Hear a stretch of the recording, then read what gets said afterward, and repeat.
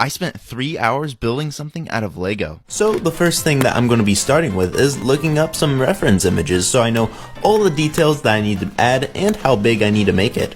At first I picked up an 8x8 plate, but then I soon realized that it wasn't going to work, just because looking back at the reference images, the B is 7x7 blocks. This is tricky because there's no such thing as a 7x7 plate, so I had to improvise and I grabbed my yellow bricks and I stacked them in a 7x7 pattern. Then it was time for the face. To be honest, this was much more easier than I thought it would be, and since Minecraft is already in block form, it just made placing the tiles very easy.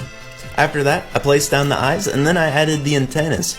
Or is it antennae? I forget. But I used inverted slopes, a 1x1 brick, and then I covered the showing studs with tiles.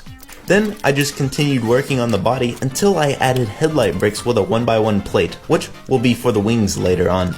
I also added more headlight bricks on the bottom for where the two little legs will go.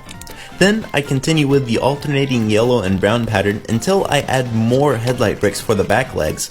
Then we add another layer of yellow and brown, and now we got the head and body mostly completed. And now we can attach the legs on the bottom and finally start on the wings.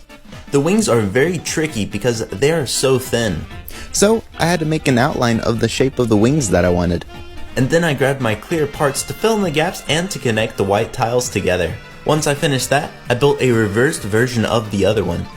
And now it's time to add both of the wings on. And now it's starting to look a lot like the Minecraft bee, but we aren't finished, we still have the back to do. At just about this moment, I had one of the best ideas, but I got sidetracked and I built myself a taco. I wanted to add tiles on the back of the bee, but it was much more difficult than I realized just because of the anti-studs. So I added these little structures with bricks with studs on the side, and I attached this little frame to the back to where it fits perfectly to the back of the bee. Once I attached the frame all nice and dandy, I added reddish brown tiles to the back. You're probably wondering why there's a little hole in its behind, and that is because I'm going to be adding a little drawer to it. I attached some plates together and then I started adding bricks. After doing several layers, I attached some plates together to finish the front of the drawer. Then I placed down some tiles. And you're probably wondering why there is a stud showing in the center of the drawer. And that is for the stinger, which also acts as a handle for the drawer when you pull it out.